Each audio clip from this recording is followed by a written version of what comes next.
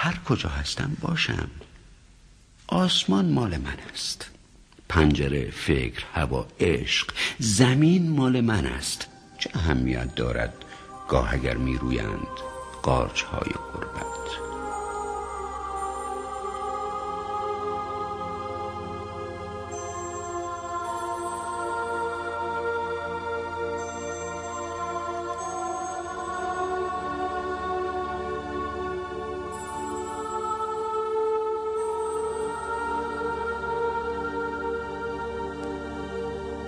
من نمیدانم که چرا میگویند اسب حیوان نجیبی است، کبوتر زیباست، و چرا در قفس هیچ کسی کرکس نیست.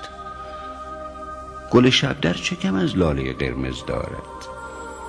چشمها را باید شست، جور دیگر باید دید. واژه ها را باید شست، واژه باید خود باد، واژه باید خود باران باشد.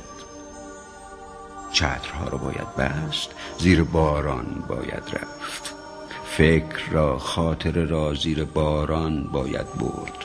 با همه مردم شهر زیر باران باید رفت. دوست را زیر باران باید دید، عشق را زیر باران باید جست. زیر باران باید بازی کرد، زیر باران باید چیز نوشت، حرف زد، نیلوفر کاشت.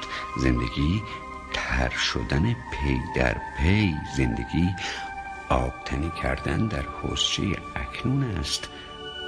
رختها را بکنیم، آب در یک قدمی است، روشنی را بچشیم. شب یک دهکده را وزن کنیم، خواب یک آهو را، گرمی لانه لکلک را ادراک کنیم.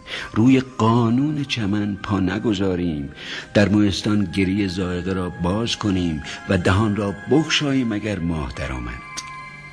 و نگوییم که شب چیز بدی است، و نگوییم که شب تاب ندارد خبر از بینش باغ. و بیاریم سبد، ببریم این همه سرخ، این همه سبز.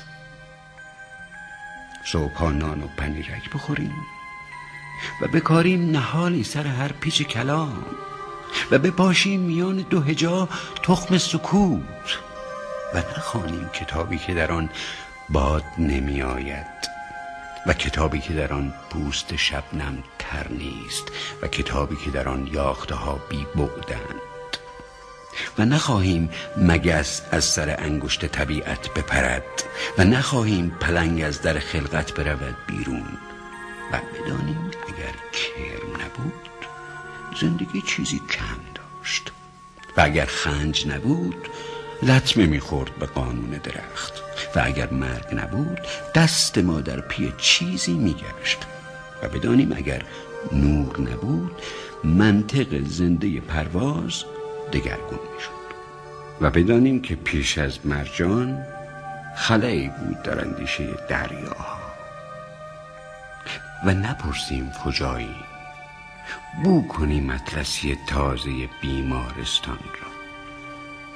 و نپرسیم که فواره اقبال کجاست، و نپرسیم چرا قلب حقیقت آبی است، و نپرسیم پدرهای پدرها چه نسیمی چه شبی داشتند.